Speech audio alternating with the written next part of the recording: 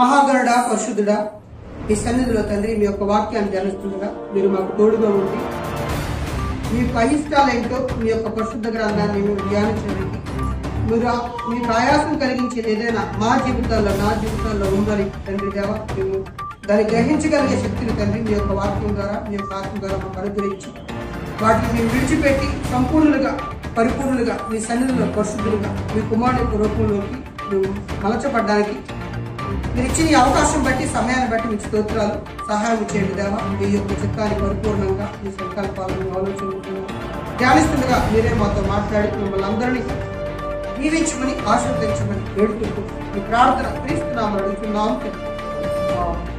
అందరికీ వందనాలు. Cell phones మ్యూట్లో కళ్యాణం చేయండి. దేవుడికి అసహ్యమైనవి 6 కలలు అని సామెతల గ్రంథం 6వ అధ్యాయంలో 16 నుండి 19 దేవుడికి అసహ్యమైనవి ఏంటి అన్నది దేవుడి యొక్క వాక్యంలోంచి మనం గమనిస్తాం.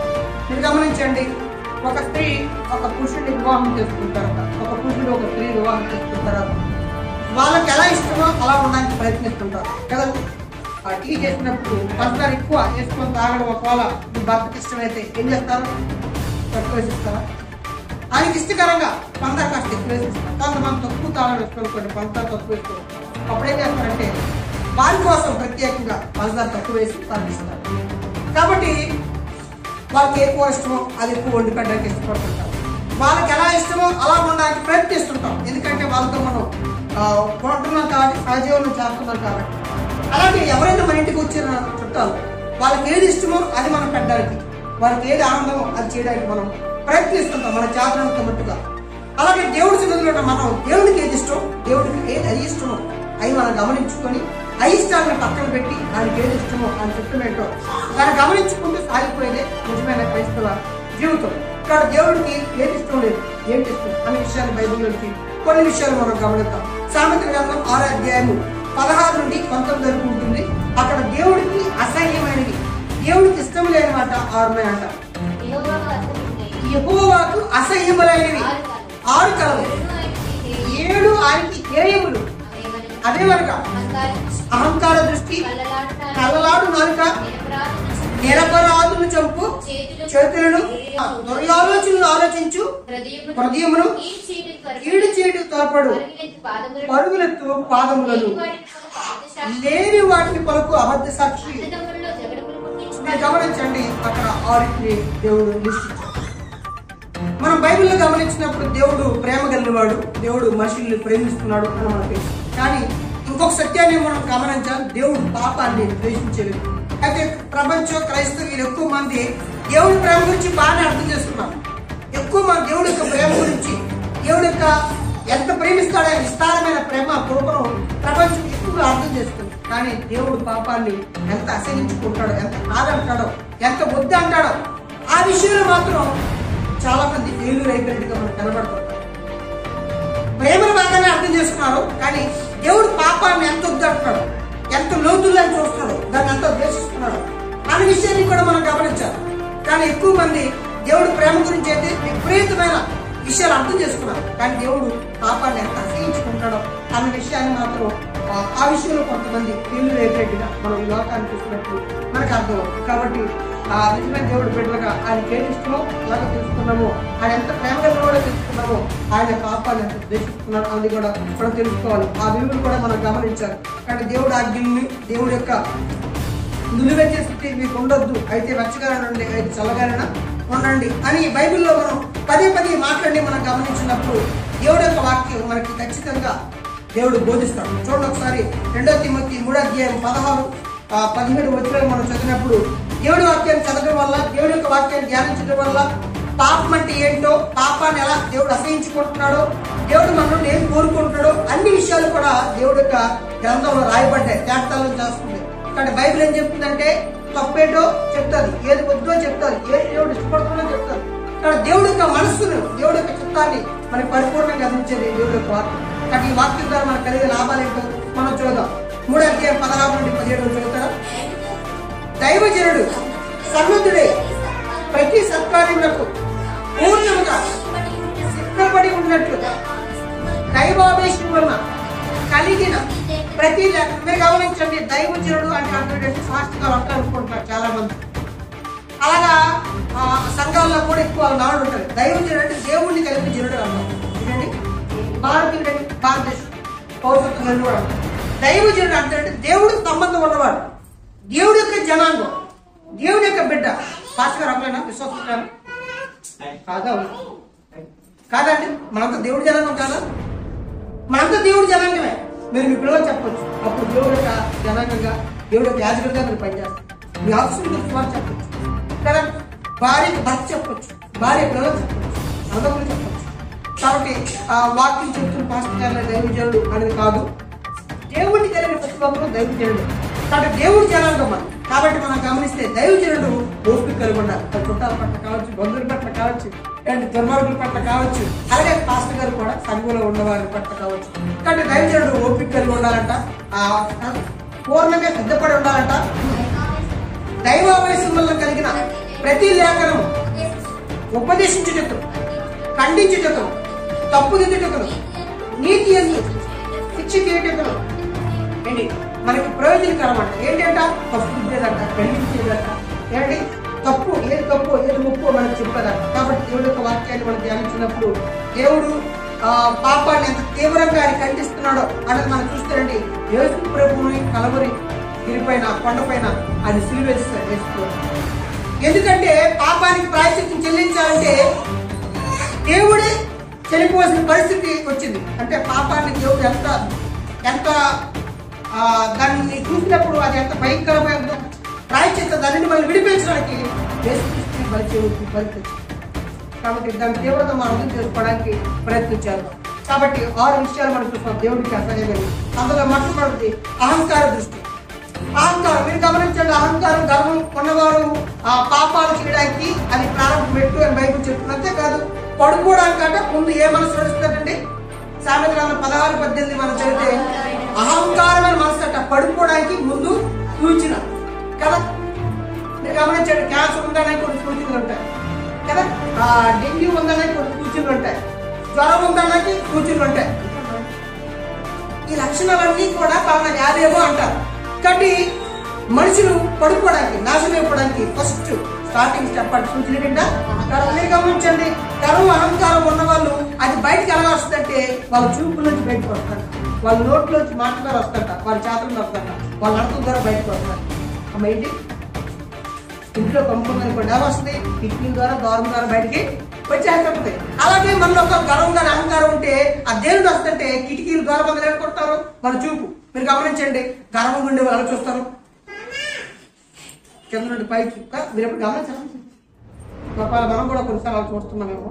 కానీ మనం గమనిస్తే వారి చూపు ఎత్తు, వారి చిన్న చూపు, నువ్వెంత అన్నిటిగా నేను ఇదిగో నాకున్న దాన్ని బట్టి, అది చదువు కావచ్చు, డబ్బు కావచ్చు, ఏదైనా కావచ్చు, జ్ఞానం కావచ్చు, నాకు ఏదో ఉందనే ఒక దాంతో ఎదుటి వాళ్ళని ఆ చూపు చూసే విధానం కావచ్చు, ఓకే, ఆ మాట్లాడే విధానం కావచ్చు.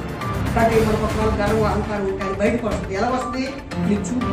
కొంతమంది కింద నుండి పై వరకు వస్తుంది ఆవిడ చూసి మనల్ని చీప్గా మాట్లాడతారండి, నగలేసుకెళ్దామండి అని రోడ్డు కూడా నగలని కొడుకెళ్ళిపోతుంది చాలా మంది.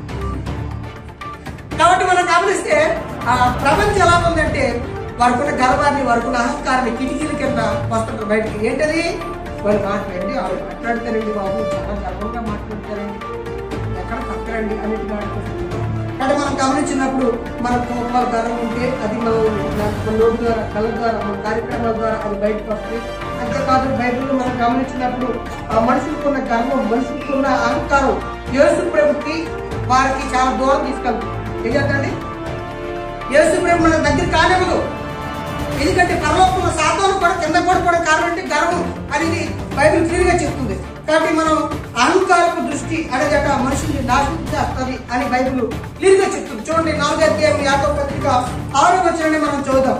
అందుచేత దేవుడు అహంకారులను ఎదిరించి, అమ్మ ఎవరి పట్ల దేవుడు కృప చూపుతున్నట్టండి, దేవుడు ఎవరైతే దేవుడి సన్నిధిలో నిజంగానే నాకు చాలా విషయాలు సమాజాన్ని చూసినప్పుడు, లేదా మళ్ళీ మనం దేవుడి యొక్క గ్రంథం దగ్గర మనం పెట్టుకొని చూసినప్పుడు మళ్ళీ ఎంత లోపాలు ఉన్నాయి, నిజంగానే దేవుడు ఎంత ప్రేమ కలిగినవాడు అన్నది అర్థమవుతుంది. మనం పాస్టర్తో మాట్లాడినప్పుడు అంటున్నాడు తప్పు చేస్తే పరలోకం ఇస్తాడు ఆ దేవుడు అంటే, నేను చెప్పాను అసలు తప్పు చేసిన అందరినీ దేవుడు చంపేస్తే రకమైతే ఈ పాటికి ముందు ఉండవు, నేను ఇప్పుడు నువ్వు నేనంటే 100% పర్ఫెక్ట్ ఏంటి, మన ఆలోచనలు ఎందుకు రాకుండా దేవుడు వ్యతిరేకంగా ఎలా అండి అని చెప్పినప్పుడు అలా అంటాడు. అయితే క్షమిస్తున్నాడు ఇప్పటికీ క్షమిస్తున్నాడు. లోకమై వెళ్ళిపోతున్నాం. కాబట్టి మనం గమనిస్తే అక్కడ రాయబడుతుంది, దీనులు అంటే ఏం చేస్తాం ఆయన దీనులను కృపానుగ్రహిస్తాడట. అహంకారులు ఏం చేస్తాడు ఆయన ఎదిరిస్తాడు. కాబట్టి ఆ అహంకారంతో మోడీ గారిని, అహంకారంతో జగన్ గారిని, అహంకారంతో మీరున్నా ఎవరున్నా సరే మనకు ఆపోజిట్ క్యాండిడేట్ ఎవరండి? ఎవరు? అసలు దేవుడే మనకు ఆపోజిట్ క్యాండిడేట్ అయితే మనం ఎలాగవుతామండి, ఏమైపోతామండి? కాబట్టి దేవుడి పదంలో ఎప్పుడు కూడా మనం ఖచ్చితంగా తగ్గింపు స్వభావాన్ని ధరించుకుంటున్నాం. ఇంకా దేన మనుషులు వస్త్రాన్ని ధరించుకుంటున్నాం. కాబట్టి మన జీవితాలు అహంకారం అనేది ఎట్టి పరిస్థితిలో బంధించాలి. అందుకే దానియేలు గ్రంథంలోని ప్రపంచాన్ని పరిపాలిస్తున్నారు రాజు ఏం చేసిందంటే వ్యతిరేకంగా గర్వంతో మాట్లాడాడు. అలా మాట్లాడినప్పుడు పరలోకం దేవుడి వచ్చి, నీవు నాకు వ్యతిరేకంగా ఇలా మాట్లాడినందున నువ్వు గడ్డి తినేవాడుగా చేస్తాను, నువ్వు ఇక్కడ నుండి పరుగులు చేసి అడవిలోకి వెళ్ళిపోతావు అని చెప్పాడు. మీరు దాని గ్రంథంలో చదివారా? హలో, ఎంతమంది చదివారు దాని గ్రంథంలో? సందర్భం నెబుకద్నెజరు అనేవాడు విపరీతమైన గర్వంతో వాడు మాట్లాడతాడు. అదే పాఠాన్ని ఆ నెబుకద్నెజరు గురించి ఇంగ్లీష్లోని ఒక పాట ఉండేది అనమాట. ఒక రాజుగారు నేను అందగానే ప్రపంచంలో అందరికన్నా ఉండేదంటే 2 కొమ్ములు వచ్చాడు రాజుగారు. మీరు స్టోరీ పిల్లలు కొమ్ములు రాగానే ఈ కొమ్ములు కవర్ చేయాలని చెప్పేసి బయటకు వెళ్ళకుండా కిరీటం తయారు చేసుకున్నట్ట పిలిచినట్ట పిలిచే మొత్తం రాజుకి ఆ కొమ్ములు కనపడకుండా కవర్ చేయరా, బయటకు వెళ్ళట్లేదు. ఎవరు అయితే బయటకు వెళ్ళట్లేదు, ఎందుకండి నేనే అందుకని ప్రపంచంలో ఎవరు లేడు అనుకుని ఉంటాడు రోజు. అప్పుడు ఏం చేస్తుందంటే దేవుడే వాడికి 2 కొమ్ములు ఇచ్చాడు రాత్రి. అంతే చిక్కుపడిపోయి బయటకు వెళ్ళాక ఆ కొమ్ములు కవర్ చేయడానికి ఎవరు పిలిచారు? బార్బర్ని పిలిచారంట. ఆడే కవర్ చేస్తారంట. కానీ ఆడుకున్న లక్ష్యం అంటే బయటికి చెప్పకపోతే కొమ్ముకోతారు కడుపు. ఏదైనా ఫిష్ చెప్పకపోతే బయటికి తెలిసింది అడిగేపోద్ది. కొంతమంది కొట్టదండి, ఏదైనా తెలిసిందని అని చెప్పారు మనకి మంచిగా చేయడా. కాబట్టి చెప్పారని చెప్పి చెప్పేస్తని చెప్పాడు.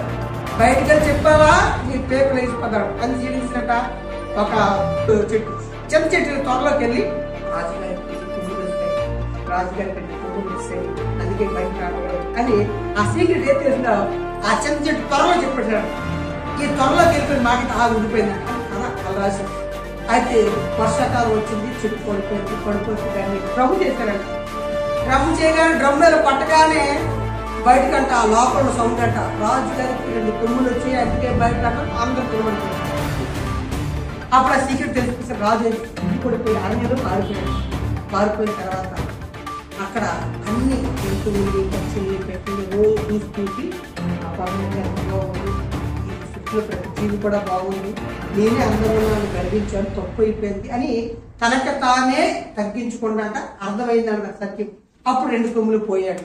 ఆవిడ మళ్ళా రాజ్యంలోకి వచ్చి రాజ్యాన్ని స్వతంత్రించుకున్నారు కదా. ఈ స్టోరీ ఎక్కడ తీసుకున్నారు అనుకుంటున్నారు? దానియేలు గ్రంథంలో మీరు చదివితే 4వ అధ్యాయం, 3వ అధ్యాయం, 2వ అధ్యాయంలో నెబుకద్నెజరుని ఆ రాజు స్టోరీని అలా మలిచి రాశారు. మీరు నేను చెప్పిన కదా, మీరు చిన్నప్పుడు అదే 10th class intermediate 9th class చదువుకున్నప్పుడే మీకు గుర్తొస్తుందా?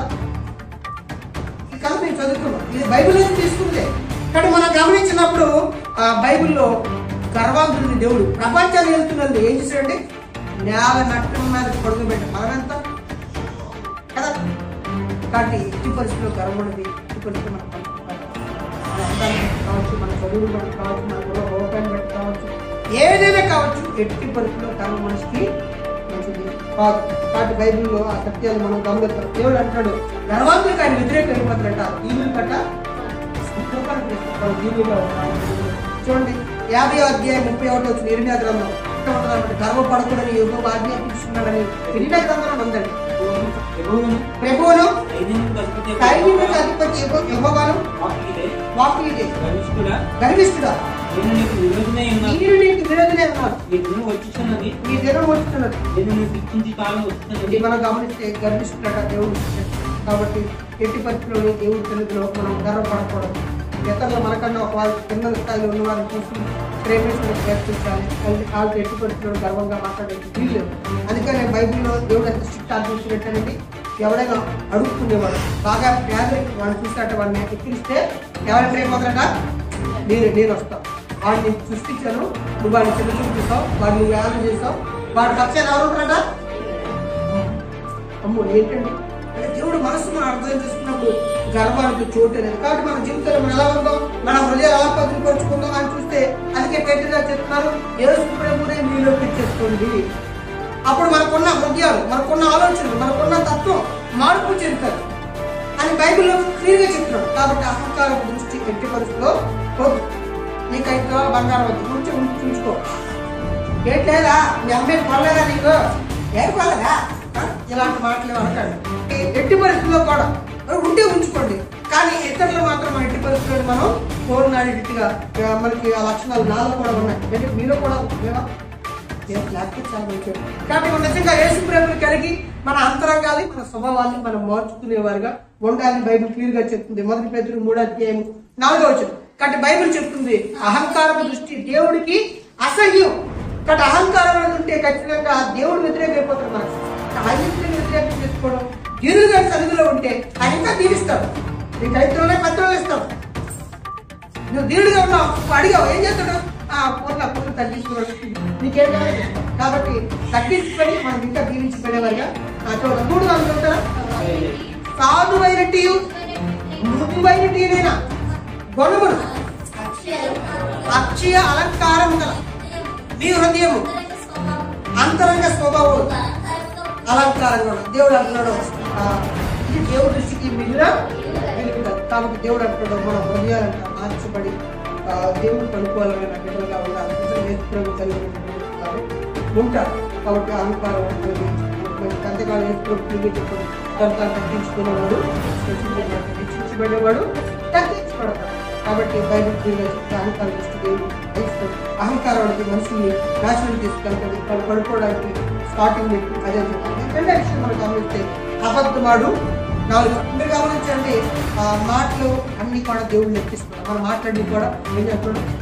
లెక్క పెడుతున్నాడు. లెక్క పెట్టే దేవుడు ఉన్నాడు. అంతేకాదు మనం మాట్లాడుతున్న దేవుడు పెట్టినవా లేదా సాతాను పెట్టినవా అని కూడా తేలిపోతాం.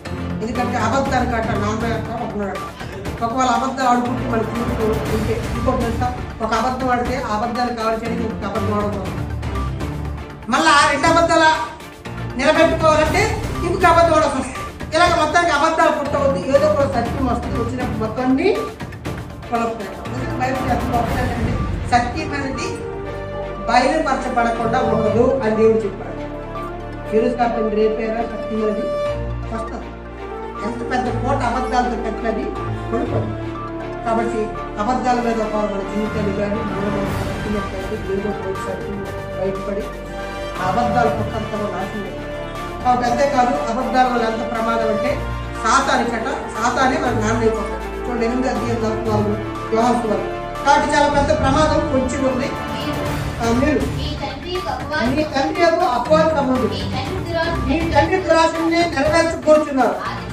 ఆటువంటి వాడు నాశనకుడై ఉండి సత్యమందు నిలిచిన వాడు కాడు. వాడు సత్యమే లేదు. వాడు అబద్ధమాడినప్పుడు తన స్వభావాన్ని అనుసరించి మాట్లాడు. వాడు అబద్ధికుడు, అబద్ధానికి నాన్న అంటున్నాడు. పాపం చేయకుండా లేదంటే అబద్ధాలు ఆడకుండా ఉండలేని రోజులు అంటే అబద్ధం ఆడకుండా తెలవద్దండి అనే తత్వాల్లోకి ప్రపంచం వెళ్ళిపోయింది.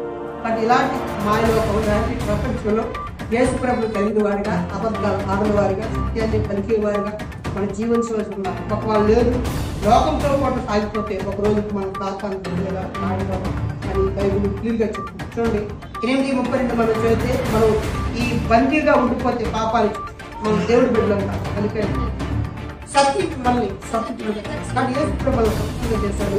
నేను అబద్ధాలు ఉండలేను, పాపం చేయకుండా అని చెప్పలేదు. ఎందుకంటే నేను స్వతంత్రంగా చేస్తున్నాడు. ఎవరు బాధ్యత? ఎవరి పని అంటే దేవుడి పని. నేను స్వతంత్రంగా చేశాను, నువ్వు ఇంకా దానికి బందీ కాదు అని దేవుడు చెప్పాడు. లేదండి లేదండి నువ్వు అంటున్నాను అర్థం అది ఇచ్చిన స్వాతంత్రాన్ని నువ్వే లాక్ చేసుకొని బందీగా ఉంటున్నాను. కాబట్టి ఏ స్వతంత్రంగా చేశాడు ఇంకా మన అలా ఉండడానికి వీళ్ళు బైబిల్ క్లియర్గా చెప్తుంది. కాబట్టి అబద్ధం ఆడే నాలుక చాలా పెద్ద ప్రమాదం. కాబట్టి అబద్ధం ఆడే నాలుక దేవుడి గట్ట అసహ్యం అని బైబిల్ చెప్తుంది. చూడండి 18వ అధ్యాయం సామెతలు 21వ వచనం చూడండి. జీవ మరణములు నాలుక వస్తుంది. కాబట్టి మన నాలుక మనకి జీవాన్ని తీసుకొస్తుంది లేదా మరణాన్ని పడుతుంది. మళ్ళీ దేవుడు బిడ్డగానే చేస్తుంది, సాతాను బిడ్డగానే చేస్తుంది. కాబట్టి నాలుకడు అబద్ధమాడే నాలుకట దేవుడికి అసహ్యం అంటారు. మన జీవితాల్లో అబద్ధాలే ఒకవాళ్ళు ఉంటే వాటితోనే మన జీవితం గడిపి మనం ఒక రోజుకి సాతాను బిడ్డ వాడిపోతాం. అవి మనకు మరణాన్ని తీసుకొస్తాయి. ఇంకా మూడో విషయాన్ని మనం గమనిస్తే నిరపరాధులు చంపు ఏంటంటే నిరపరాధులు చంపు కానీ నువ్వు ఎవరిని చంపుకోవాలంటే బైబిల్లో దేవుడు నిరపరాధుల పక్షాన దేవుడు ఉంటాడు. బైబిల్ మీరు చూడండి, గమనించండి. అమాయకుల్ని రాజు దేవుడు వాళ్ళు శిక్షిస్తాడు. వాళ్ళు తాడు తీసే రకంగా బైబిల్లో మనకు కనబడుతుంది. ఆఖరికి దేవుడు ఇష్టానుసారం దావీదు ఒక మంచి సైనికుడిని చంపేసినప్పుడు ఎవరంటారు? మీరు గమనించండి, దావీదు చాలా వందల వేల మంది చంపాడు యుద్ధంలో, చంపలేదు. కానీ ఎవరి పక్షాన వచ్చాడంటే ఊరియా అనే ఒక సైనికుడు చంపినప్పుడు దేవుడు అంటే ఎందుకంటే నిరపరాధుల్ని అంటే అమాయకుల్ని వారి మీద దాడి చేసినప్పుడు దేవుడు వారి పక్షాన నిలబడతాడు, వారి పక్షాన నిలబడతాడు. కాబట్టి ఆయన తీర్పు తీరుస్తాడు అని బైబిల్ చెప్తుంది. అక్కడ బైబిల్ మనం గమనించినప్పుడు అండి నిర్గమకాండంలోని 6వ ఆజ్ఞ అన్నమాట, హత్య చేయొద్దు అని చెప్తాడు. కాబట్టి నిరపరాధుల్ని చంపడం అనేది దేవుడికి అయిష్టమైనది, దేవుడికి ఇష్టం లేదు. అయితే నేనే అక్కడ చెప్తున్నాను అనుకోవచ్చు. మీరు గమనించండి, మన మాటతో కూడా మనుషులు చంపచ్చు. చూడండి ఒకసారి మొదటి యోహాను 3:15 కొన్నిసార్లు మన భార్యను మనం చంపేస్తామేమో, మన భర్తను మనం చంపేసామేమో, అంటే మన పిల్లలను మనం చంపేసామేమో, మన స్నేహితులు మనం చంపేసామేమో. దేని కత్తిపోటు వంటి మాటలు కూడా కలవు అని బైబిల్లో దేవుడు చెప్పాడు. ఏ పూట అంటే కత్తి పొడిచి అతను వస్తుందో అలాగా మాటతో కూడా పొడిచి వచ్చాడు. అందుకని దేవుడు చెప్తున్నాడు, కత్తితోని ఫిజికల్గా ఎవరిని శారీరకంగా ఎవరిని చంపలేదు, కానీ మన మాటతో ఎంతమందిలో ఆత్మీయంగా చంపేస్తుంది. మన భార్య, మన పిల్లల్ని, మన భర్త, మన కుటుంబంలో ఎవరిని కాబట్టి మనం గమనించుకోవాలి. మొదటి యోహాను 3:15 తన సహోదరుని ద్వేషించేవాడు ఏంటి? ఎవరు ద్వేషిస్తే మన చుట్టూ ఉన్నవారిని లోపల తప్పుడు వాళ్ళు మనల్ని గాయం చేయొచ్చు, వాళ్ళు మనల్ని ఇబ్బంది పెట్టచ్చు, మనకు చాలా సమస్యలు ఇస్తారు. కానీ ద్వేషించడం రైట్స్ లేదు. వాళ్ళతో మనం జాగ్రత్తగా ఉండాలి. ఇంకా వాళ్ళతో మనం జాగ్రత్తగా ఉండాలి. ఇంకా మనం వాళ్ళ విషయాల్లో మనం చాలా దూరంగానే ఉంచాలి. కానీ ఇంటి పెట్టి మనం ద్వేషించుకోవాలి. ఏం చెప్పండి? ద్వేషించుకోవాలి. ఇప్పుడు వాళ్ళు మనకి అన్యాయం చేశారు కాబట్టి మనం మెలుగుకుండి ఇంకెప్పుడు కూడా వాళ్ళు అన్యాయం చేసే అవకాశం కలుగుతారు. వాళ్ళు మనం మోసం మనం నమ్మితేనే వాళ్ళు మోసం చేస్తారు, చేయలేదు. కాబట్టి మనం గమనిస్తే జాగ్రత్తగా ఉండాలి. కానీ ద్వేషించుకోవాలి. మనకి ఎంత అపకారం చేయలేదండి, వారి మీద దాచుకోవాలి. మనకు అసాధ్యంగా అనిపించవచ్చు, కానీ నిజంగా దేవుడి ప్రేమను దేవుడి ప్రేమను మనం నిలుపుకున్నప్పుడు శత్రుడు ప్రేమించిన దేవుడు ఆజ్ఞ నెరవేర్చాలి. కాబట్టి దేవుడు అంటాడు నిరపరాధులు చంపడం అంటాడు, మీ సహోదరులు ద్వేషించిన నీవైపోతావు నరహంతకుడివి. కాబట్టి మన మనసులో మన ఉద్దేశాల్లో ఒకవేళ విపరీతమైన దాశాన్ని మనం నిలుపుకున్నట్లయితే నరహంతకులుగా ఉండే పరిస్థితిలో ఉంటుంది. ఇక్కడ బైబిల్ చెప్తుంది నరహంతకులుగా ఉండదు అని బైబిల్ సంపూర్ణ ఇర్మియా గ్రంథం 18:18 రెండో భాగాన్ని మనకు ఇర్మియా గ్రంథం 18:18 రెండో భాగాన్ని మనకు అప్పుడు జనులు ఇర్మియా విషయమే యుక్తిగా యోచన చేయదు రండి యాజకుడు ధర్మశాస్త్రము వినిపించకమాట ఏంటి అలా అంటున్న ప్రజలందరూ అనుకుంటున్నారు ఇర్మియా గారిని ఏం చేద్దామంటే ఇర్మియా గారు ఇలా చెప్తున్నారు, మనకు వ్యతిరేకంగా మాట్లాడుతున్నారు. అయితే వాళ్ళు మాట్లాడుకుంటున్నారు, వాళ్ళు మీటింగ్లు ఏమనుకుంటున్నారు? ఏమంటున్నారమ్మా? యాజకులు అనే వాళ్ళు ఏం చేస్తారంటే ధర్మశాస్త్రాన్ని చెప్పడమే వాళ్ళ పని, పాస్టర్ గారి పని. ఆ చెప్పకుండా ఉండలేరు రా, చెప్తారు రా. అది ఇప్పుడు మనం ఏం చేస్తాం? ఇర్మియా గారికి రండి అని యాజకుడు చెప్పకుండా ఉండలేడు చెప్తాడు. జ్ఞాని అనేవాడు ఆలోచిస్తుంటాడు, సైంటిస్ట్ అనేవాడు ఆలోచిస్తూ చెప్తుంటాడు. కాబట్టి జ్ఞానం కలిగిన ఏం చేస్తారంటే ఆలోచనలు చెప్తుంటారు మనకి. ప్రవక్త దేవుడు ఏం చెప్పాడో ఆ విషయాలను ప్రజలు చెప్పకుండా ఉండలేడు, కానీ చెప్తాడు. వారి మాటల్లో దేనిని వినకుండా ఏం చేద్దాం? పాస్టర్ గారు చెప్పినా, ఎవరి జ్ఞాని చెప్పినా, ప్రవక్త చెప్పినా మనం ఏం చేద్దాం? వినద్దు, విన్నిటిగా ఉందాం. తిరిగి ఏం చేద్దాం? మన మాటలతో వాళ్ళు కొట్టాడు. ఎందుకు కొడదామండి? మాటలతో కొట్టచ్చా? నొప్పి ఉంటుందా? ఉండదండి. బైబిల్ చెప్తుంది చంపి వచ్చేది చెప్తుంది, చంపేస్తే కూడా మాట్లాడతారు. కాబట్టి మనం గమనిస్తే ఇర్మియా విషయంలో మనం ఏం చేస్తామంటే ఆయన ఇన్ని చెప్పలేండి, చెప్పకుండా ఉంటాడు, వాళ్ళ పని అది. కానీ చెప్తారు, మనం ఏం చేద్దాం అంటే వినొద్దు. తిరిగి ఏం చేద్దాం? మన మాటలు తానే కూడా. బట్ ఇర్మియా గారిని శారీరకంగా చెప్పకుండా ఎలా చెప్పాలని చెప్తున్నారు. బట్టి మన జీవితాల్లో అలాంటి తత్వాలు బట్ నరహత్యాలు కానీ మన వాళ్ళు కష్టపడుతూ అనుకోవచ్చు. నిజంగా మన మనసు ఆలోచించిన ఉద్దేశం మనం కొంతమందిని గాయపరుస్తున్నాం, దానివల్ల వాళ్ళు చచ్చిపోతున్నాం. బట్ ఈ విషయాన్ని మనం ఇక 4వ విషయం గమనిస్తే దురాలోచనలు ఆలోచించుకున్నాం. దేవుడు ఏమండి దురాలోచన చెడు విషయాన్ని ఆలోచించారు. దేవుడు ఒక వాక్యాన్ని మీరు ఆదికాండం నుండి ప్రార్థన వరకు మీరు చదివితే దేవుడు అంటే మన హృదయ పరిస్థితి కూడా చెప్తుంది. బాగా మనం చేసే పనులు చోట్ల అనుకోకండి, ఇవన్నీ చూస్తున్నాం. కానీ హృదయ పరిస్థితులు, హృదయాన్ని బట్టి మన కార్యక్రమాలను బట్టి హృదయం, ఇవన్నీ కూడా రెండు కూడా ముడిపడి ఉంటారు. మీరు గమనించండి, మంచి పనులు చేయొచ్చు కానీ చెడు హృదయం ఉండొచ్చు. అలా ఉంటుందా? ఏమో చెడ్డది కానీ మంచి పనులు చేస్తున్నట్టు కనబడదు. మంచి పనులు చేస్తారు, అలా ఉంటుంది కదా ఉండదా? మీరు గమనించండి, కయ్యి ఏంటి ఇద్దరు కూడా అర్పణ ఇచ్చారు లేదా? అర్పణ ఎవరు మంచిదే కాదు, మంచిదే కాదు. కానీ దేవుడు ఎవరు అర్పణ తీసుకున్నాడు? ఆమె ఎవరు అర్పణ తీసుకున్నాడు? ఎవరు అర్పణ తీసుకున్నాడు? హేబెలు అర్పణ తీసుకున్నాడు. కానీ మీరు అక్కడ బైబిల్ గమనించండి, దేవుడు కయ్యను అర్పణను స్వీకరించారు. కయ్యను అర్పణ, హేబెలు అర్పణ. దేవుడు అర్పణ ఇచ్చే ముందు హృదయాన్ని చూడండి. అతి తక్కువ ఇచ్చాడు లేదా రక్తం ఇచ్చాడని చెప్తున్నాడు చాలా మంది పాస్టర్ గారు. అది కాదు, నువ్వు రక్తం ఏమో నీకేది తెలుస్తావు. అది గొర్రెలు మనకు అతను గొర్రెలు ఇచ్చాడు, ఈయనేమో పంట ఇచ్చాడు. తప్పు ఏంటంటే దాన్ని ఎలా ఇంటర్ప్రెట్ చేస్తున్నారు? అలా కాదు. అక్కడ ఇచ్చేటప్పుడు ఇతను విశ్వాసం రాష్ట్రాన్ని ఇచ్చాడు అంటారు కదా. అంటే విశ్వాసం, దేవుడి మీద ప్రేమ, నమ్మకంతో ఈయన చేశాడు. ఈయన ఏం చేశాడు? భక్తిని అనిపించాలకుండా దేవుడికి అసహ్యము అని సామెతలో రాయబడింది. కాబట్టి కయ్యూరు ఇచ్చేటప్పుడు కయ్యూరు హృదయాన్ని చూస్తున్నాడు దేవుడు. అందుకే మన దేవుడి స్కూల్లో ఇచ్చినప్పుడు మీరు ఎంత ఇస్తున్నారా అనేది సెకండ్. ఆ దేవుడు తర్వాత కేటగిరీలో పెడతారు. కానీ ఇచ్చేటప్పుడు మన మనసు నిజంగా మేము పాత్ర దగ్గర 10 సంవత్సరాలు ఉన్నాం ఉంటేప్పుడు దేవుడు మీరు గమనించండి, మన మనస్తత్వం తగ్గట్టు మనం జీవిస్తున్నాడు. మన దేవుడిని చూసి మనం కాల్ చేసినప్పుడు దేవుడు ఖచ్చితంగా మనల్ని జీవిస్తున్నాడు. 100%. లేదు పాస్టర్ గారికి భయపడి మాత్రమే యాక్టింగ్ చేసేవాళ్ళు ఉంటారు. వాళ్ళు ఇచ్చిన పనిచేయడం లేనప్పుడు ప్రకారం కట్టారు. ఆ జీవితంలో కూడా కొంచెం బాగా ఉంటాడు. కానీ మనం ఖచ్చితంగా దేవుడు మన హృదయాలు చూస్తాం. ఏం చెప్తున్నామా? హృదయం తర్వాత మన పనులండి. హృదయం తర్వాత మన పనులు. బైబిల్లో వచ్చి ఒకసారి గమనిద్దాం. చెడ్డ హృదయం ఉండి మంచి పనులు చేస్తుంటే కనబడే తక్కువ ఉంటాయి, టాలెంట్ ఉంటాయి. చూడండి ఒకసారి యోహాను వార్త 12:4-5 వచనాలు చదవండి. కాబట్టి మనం చేస్తున్న మంచి పనులతో పాటు మంచి హృదయం కూడా ఉండాలి.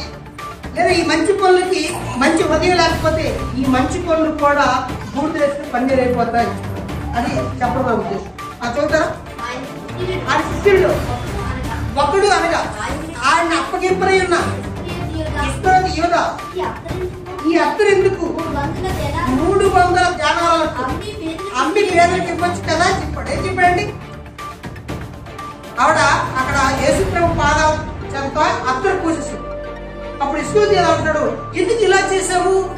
ఇది 300 ధ్యానాలకు ఇస్తే ఎంతమందికి అన్నం వస్తుంది పేదవాళ్ళకి, ఎందుకు ఇలా చేసావు అని గర్తిస్తున్నాడు.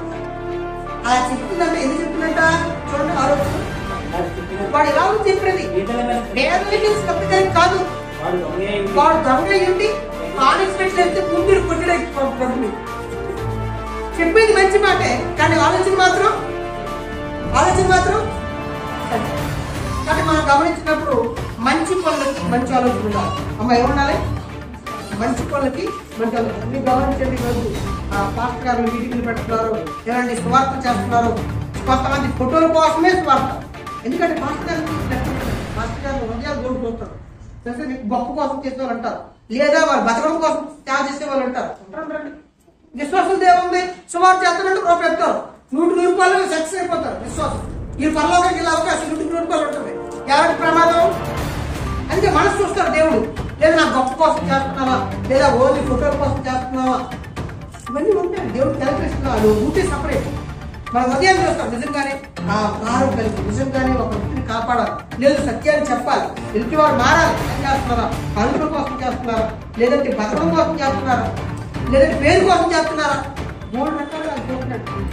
కాబట్టి మన హృదయాలు దేవుడు చూస్తున్నాడు. కాబట్టి మన హృదయం బాగుండాలి. మన హృదయంలో దేవుడు నిజమైన కార్యక్రమాలు. ఎందుకంటే బైబిల్ క్లియర్గా చెప్తుంది కయ్యను అర్పణలు ఇద్దరు కయ్యను కూడా ఆయన ఇష్టపడలేదు, ఆయన అర్పణలు కూడా ఇష్టపడలేదు. కాబట్టి మన హృదయాలు చూస్తున్న దేవుడు మన ఆలోచనలన్నీ ఆయన తెలుసు. కాబట్టి మంచి హృదయం ఒకవేళ మంచి పనులు చేసుకోవడం పెద్ద హృదయం నిజంగానే వాడి దేవుడు ఆయన విశ్వాసం ఆయన యొక్క చిత్తాలు జరిగించేవాడు వాటి అటువంటి వారిగా మనం జీవితం. ఇంకా మనం 5వ విషయాన్ని గమనిస్తే కీడు చేయటకు త్వరపడు పరుగులెత్తు పాదాలు. మీరు గమనించండి, కీడు చేయడం వల్ల, కీడు మాట్లాడడం వల్ల, కీడు ఒకరి గురించి ఒక చెడుగా చెప్పడం వల్ల గొప్పగా ఉంటుంది మనుషులందరూ కదండి. చెట్టిన చెవులు ఎరుగు చెవులా చేసుకొని చెప్తున్నంతా కూడా అదే చెప్తారు. దొంగ విషయం మనకు కూడా కొంత దొంగ ఉంటుంది.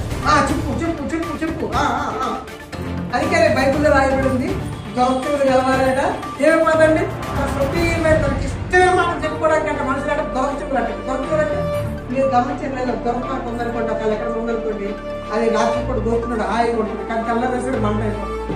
అలా దొరుకుతుంది క్యాన్సర్ అయిపోతుంది. కాబట్టి చాలా భయంకరమైన లక్షణం అనమాట.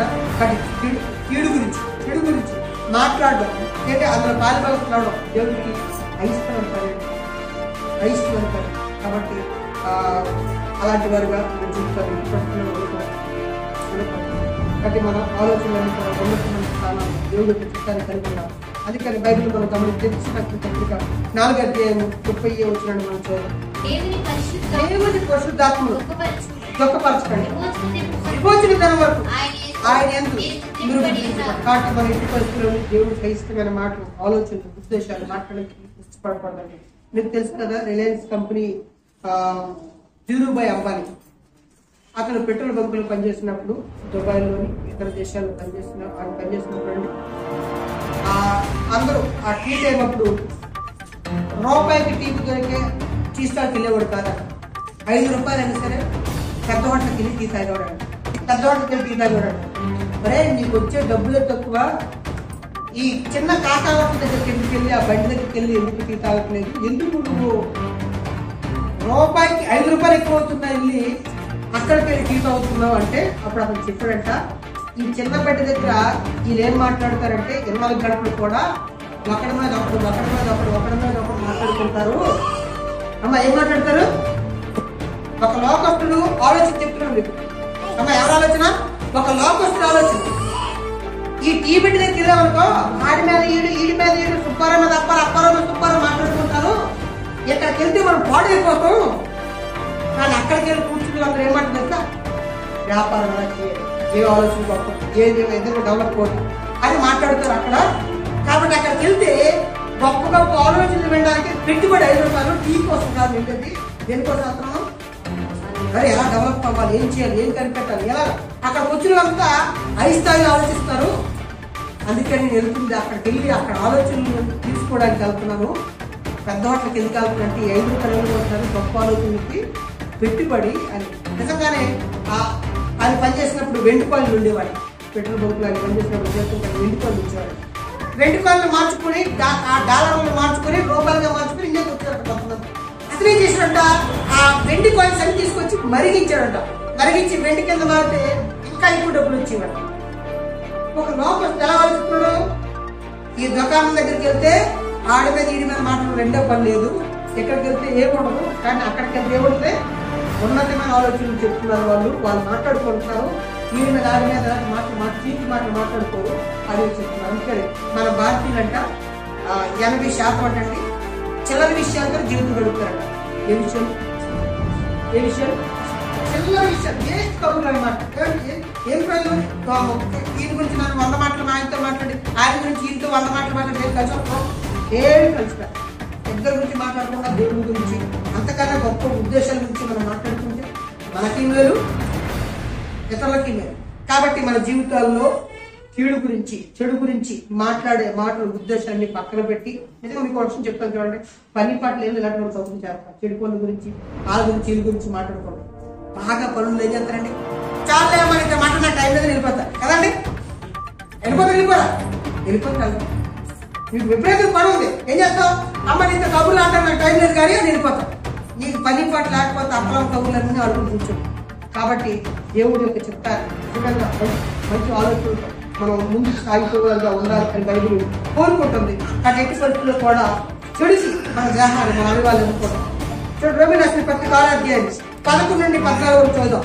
రోమీయులకు రాసిన పత్రిక 6వ అధ్యాయము 11 నుండి 14 వరకు మనం చూద్దాం. అటువలే వీరుడు పాపం విషయమే, మృతులుగాను దేవుడి విషయమే, క్రీస్తు యేసునందు సజీవులుగాను ఏం చేయాలండి? పాపం విషయంలో, చెడు విషయంలో ఎవరి దగ్గర మాట్లాడినా నీకు ఆలోచన వచ్చినా నీకు చచ్చిపోయింది కదా, ఈ పనులు ఎలా చేయగలను, ఎలా మాట్లాడగలను అని నీకు నువ్వే ఎంచుకో. నీతి విషయమే నువ్వు తిరిగి బ్రతికాలని, యేసు ప్రభు తాలూకని, యేసు ప్రభు నీలో ఉన్నదని నువ్వు ఆ పరిశుభ్రమైన దేవుడి యొక్క చిత్తానికి నీ దేహాన్ని అవయవాలను ఇవ్వడానికి సిద్ధపడు అని దేవుడు చెప్తాడు. కాబట్టి కీడు విషయమే మనకి అధికారం లేదు, అందులో మనం లేవు. కాబట్టి వద్దు అని దేవుడు చెప్తాడు. పరిశుద్ధమైన దేవుడి యొక్క చిత్తాన్ని జరిగేటువంటి మీ అవయవాలను దాసులకు అప్పగించండి అని ఈ 14వ వచనంలో పరిశుభ్రన్నాడు. మీరు గమనించండి, అవ్వగారికి ఒక పండు చూపించింది. ఎవరో? సాతాను. చూపించినప్పుడు ఆ పండు చూసినప్పుడు అంటే కన్నులకి రమ్యమైంది కాదు, ఆహారానికి ఇంపుగాను తినకముందే ఆవిడ నోరు ఊరిసింది, పండు తీసుకుని తినేసింది. సాతాను సోదరుడు ఆమె ఏమైపోయింది? యేసు ప్రభు 40 రోజులు మక్కలు ఆడిపోతున్నాడు. ఉదయం సాయంకాలం కూడా ఉపవాసంతో ఉన్నాడు ఆయన. 40 దినాలు సాతాను వచ్చింది. ఈ రాళ్ళు ఎట్లు చేసుకోవాలి. యేసు ప్రభు వెళ్ళడం సాతాను ఎదిరించాడు. ఇక్కడ ఆకలితో ఉన్నాడు, ఇక్కడ చూసి ఆకలితో లేదు, శుభ్రంగా తినొచ్చు. ఆ బోర్డు కోట్లు ఉన్నాయి. అయినప్పుడు కూడా సాతాను సోదరుడికి ఏమైతుందండి? కూడా నిలుగుతుంది. కానీ యేసు క్రీస్తు అయితే సాతాను సోదరుడు ఆయన కోరుకోరు. మన జీవితాల్లో దేవుడికి ఇవ్వబడి కీడుని కాదనేవారు, వద్దనుకునేవారు, అసహించుకునేవారు, చెడుని అసహించుకునేవారు, చెడుని విసర్జించేవారు. మనం బైబిల్లో యోగు గురించి చూసినప్పుడు ఆయన కీడుని అసహించుకుని చెడుని విసర్జిస్తున్నాడు రాయబడతాడు. అందులో కీడుంది, చెడుంది, చెడుని విసర్జిస్తున్నాడు అని రాయబడతాడు యోగు గ్రంథం 1వ అధ్యాయం మీరు చదివితే. కాబట్టి మనలో చెడు ఉంటుంది, దాన్ని మనం ఏం చేయాలి? వదిలే. మన శరీరంలో చెడుని వదలదండి. మన శరీరం కొన్ని గొప్ప పుస్తకం ఏంటి? పనికిరాని వ్యర్థాన్ని, చెడుని బయటకు పంపించేస్తుంటుంది. నిజంగా అంటే మనలో కూడా, మన జీవితాల్లో కూడా మన చెడు పాపాన్ని మనం అతించుకోవాలి, వదిలి పెట్టేవారు. కీడు విషయంలో అలాంటి వారు కాకుండా మనం నిజంగా దేవుడి పనిలో ఉండాలి అని దేవుడు కోరుకుంటాం. అందుకనే అపవాదులు ఎదురించి అపవాదం ఏం చేస్తుంట వాడు యేసు ప్రభు సాతాను పాలన అబ్బాయి ఏం చేస్తుంటే కూర్చోబెట్టి చాపేసి తర్వాత ఇల్లే ఆయన తగిలిస్తాడు దేవుడి దగ్గర. ఇక్కడ అలాంటి వారిగా ఉండకూడదు. కీడు విషయమే మనం పెట్టి పరిస్థితుల్లోని మన చెవులు ఇవ్వకూడదు, మన చేతులు ఇవ్వకూడదు, మన జీవితాలు ఇవ్వకూడదు. ఇంకా మన ఆలోచనని గమనిస్తే లేని వాటిని పలుకు అబద్ధం. మీరు గమనించండి, ముందు అబద్ధమాడు నాలుగు పేరు చెప్పాడు, మరలా తిరిగి ఆ 4 గురించి చెప్పుకొస్తున్నాడు. అబద్ధమాడే సాక్షి అంటే మనం గమనిస్తే అబద్ధం అనేది మనుషుల జీవితాన్ని నాశనం చేస్తాడు, మనుషులు చంపేస్తాడు, కుటుంబాలు చంపేస్తాడు. అబద్ధాలు మనం చెప్పడం వల్ల చాలా పెద్ద ప్రమాదాలు జరుగుతాయి. మీరు గమనించండి, 1 అధ్యాయంలో 8 నుండి 14 వరకు మనం చదివితే అక్కడ ఒక మంచి ఆయన ఉంటాడు. అతనికి వ్యతిరేకంగా అబద్ధ సాక్ష్యాలు యెజబెల్ చెప్పించి అతను చంపించారు. అబద్ధ సాక్ష్యాలు చెప్పడం వల్ల, అబద్ధ మాటలు చెప్పడం వల్ల, ఒకరి గురించి ఇంకొకరికి మనం అబద్ధాలు మోసుకెళ్ళడం వల్ల కుటుంబాలు నాశనం అయిపోతుంది, భార్యాభర్తలు ప్రమాదం ఉంటుంది. చూడండి, అబద్ధ సాక్షి అనేది దేవుడు ఎందుకు మళ్ళా చెప్తున్నాడు? అబద్ధం గురించి అంటేనండి, దేవుడు మన అంతరంగం నుండి స్వచ్ఛమైన నిజమైన మారు మనసు కలిగిన బిడ్డలు కావాలని కోరుకుంటాడు. కాబట్టి దేవుడు అసహించుకునేది 4 గురించి అక్కడ చెప్పాడు మొదట్లోనే. అయినప్పుడు కూడా మళ్ళా చివరిలోని సొలొమోను గారు ఎందుకు రాయిస్తున్నారంటేనండి, అబద్ధ సాక్షులు ప్రమాదం దేవుడికి అర్థమయ్యారు. అది దేవుడు మనకే చెప్తున్నాడు ఆయన బిడ్డలుగా. చూడండి, పత్రిక 4వ అధ్యాయం 31 వచ్చింది. కాబట్టి నిజంగా దేవుడి చేత ప్రేమింపబడిన వారమే సత్యమే మాట్లాడాలి అన్నది దేవుడి ఉద్దేశం. అందుకని మన అంతరంగా స్వభావాన్ని దేవుడు కోరుకుంటున్నారు. స్థితిగతులు మనం గమనిస్తే 4వ అధ్యాయం 31 సమస్తమైన ద్వేషము, కోపము, క్రోధము, అల్లరి, దూషణ, సకలమైన దుష్టత్వము మీరు విసర్జించాలి. దేవుడు మళ్ళీ సంపూర్ణంగా ఆయన బిడ్డలుగా, ఆయన యొక్క కుమారుడుగా, ఆయన యొక్క కుమార్తెగా మన్నాలను కోరుకుంటాడు. ముందు అబద్ధం గురించి చెప్పాడు, మళ్ళీ చెప్పింది ఇక్కడ అబద్ధ సాక్ష్యం అంటే. నిజంగానే మీరు మొదటి రోజులలో మీరు చూడండి, అక్కడ ఒక నీతి మంత్రులు చెప్పేస్తారు, నీతి మంత్రులు చెప్తారు అబద్ధ సాక్ష్యాలు. ఇప్పుడు అబద్ధ సాక్ష్యాలు చెప్పడానికి చాలా మంది ఇంట్రెస్ట్ ఎక్కువ, చాలా మందికి ఆ ఇంట్రెస్ట్ ఎక్కువ ఉంటుంది. కాబట్టి దీనివల్ల ఇది ఒక సాతాను తంత్రం, ఇది ఒక సాతాను కుట్ర. కాబట్టి వ్యక్తుల గురించి కావచ్చు, కుటుంబాల గురించి కావచ్చు, అబద్ధాలు తత్వం అనేది దేవుడికి వ్యతిరేకమైనది. కాబట్టి క్రీస్తు కలిగిన వారుగా దేవుడి యొక్క తత్వాన్ని, దేవుడి యొక్క నూతన సృష్టిని దేవుడు చెప్పాడు. అందుకని బైబిల్లో మీరు గమనించారు లేదో, సమాధాన పరిచేవారు, దాన్ని సమాధాన పరిచేవారు అంటే అసలు ఇద్దరు కొడుకు వస్తున్నారు, వాళ్ళిద్దరు కలపమని చెప్పాడు. మనుషులకి దేవుడికి చాలా దూరం ఎప్పుడు అయిపోయారు. ఇప్పుడు మనుషులు దేవుడితో కలపమని చెప్పాడు. ఇలా సమాధాన పరిచేవారంట ఎవరుతారండి? దేవుడు వాళ్ళ దేవుడు కుమారు అనబడుతున్నారు. కానీ దేవుడు మనల్ని ఏమంటుంటే సమాధాన పరిచేవారుగా ఉండండి అని దేవుడు కోరుకుంటాడు. అబద్ధ సాక్షులుగా ఉండొద్దని దేవుడు కోరుకుంటాడు. అబద్ధ సాక్షి, కోట సాక్షి దేవుడికి అసహ్యుడని బైబిల్ చెప్తుంది. కానీ దేవుడికి అసహ్యమైన వాటిలో అబద్ధ సాక్ష్యం చెప్పే వాళ్ళు కూడా అసహ్యం. అంతేకాదు మనం క్రీస్తునందు నూతన సృష్టిగా ఉన్నాం. 12వ అధ్యాయం 2వ వచనం మనం చదువుదాం. రోమీయులకు రాసిన పత్రిక. మీరు ఈ లోక మర్యాదలు అనుసరింపక ఉత్తమమును సంపూర్ణమైన దేవుడి చిత్తము పరీక్షించి తెలుసుకోండి. మీ మనస్సు మారి నూతన రూపాంతరం, దేవుడు మనల్ని రూపాంతరం మన మనసు ఆలోచన మార్చుకోమని దేవుడు చెప్తున్నాడు. కాబట్టి దేవుడికి అసహ్యమైనది మనం ఆలోచించుతాం. మొట్టమొదటి అహంకార దృష్టి కలుగుతాం, దానివల్ల ప్రమాదం చూస్తాం. అబద్ధమైన నాలుక, రెండోది, మూడోది నిరపరాధులు చంపు చేతులు. అంతేకాదు దురాలోచన ఆలోచించి హృదయవంతం, కీడు చేయటం త్వరపడు పరుగులకు పాదాలు, ఆరోది లేని వాటిని పలుకు అబద్ధాలు. మన జీవితాల్లో దేవుడు అసహించుకునే ఈ ఆరు కూడా ఉండకుండా దేవుడు మనల్ని కోరుకుంటున్న ఆయన కుమారుడు కార్యక్రమంలో మనసు మారి నూతనంగా దేవుడు యొక్క సంపూర్ణ చిత్తాన్ని గ్రహించేవారు మనం జీవించాలి. ప్రారంభిస్తాం. స్తోత్రములు మహాగరుడ, పరిశుద్ధుడ, మీ యొక్క వాక్యాన్ని మేము ధ్యానిస్తున్నప్పుడు, చూస్తున్నప్పుడు, గమనిస్తున్నప్పుడు మీ యొక్క ఆత్మ ద్వారా అనేక సత్యాలు మా హృదయాలు మీరు నింపుతున్నారు. నిజమే దేవా, మీ యొక్క బిడ్డలు ఏ రకంగా ఈ లోకంలో జీవించాలో మీరు మాకు ప్రతి విషయాన్ని బట్టి స్తోత్రాలు. నిజమే దేవా, చెప్పబడిన మాటలు తండ్రి మా జీవితాల్లో 100 పాలు ఫలించడానికి సాయం చేయమని వేడుకుంటున్నాం. నిజమే దేవా, మాలో ఈ లక్షణాలు ఉన్నాయి తండ్రి. వాటిని మీరు విసర్జించేవారుగా మీ యొక్క సత్యానికి, మీ యొక్క వాక్యానికి, మీ చిత్తానికి మీరు సంపూర్ణంగా అప్పగించుకునేవారుగా మమ్మల్ని నడిపించమని వేడుకుంటున్నాం. నూతన స్వభావం కలిగిన వారుగా, సంపూర్ణమైన మీ చిత్తాన్ని గ్రహించేవారుగా, క్రీస్తునే మాలో కలిగిన వారుగా జీవించి అనేక మందికి సాక్షులుగా మమ్మల్ని అందరినీ, మా కుటుంబాన్ని, మా బిడ్డల్ని తండ్రి భవిష్యత్తులో నిలవబెట్టమని బ్రతిమాడుకుంటున్నాం. ఈ ప్రార్థన క్రీస్తు నామమున అడుగుతున్నాము.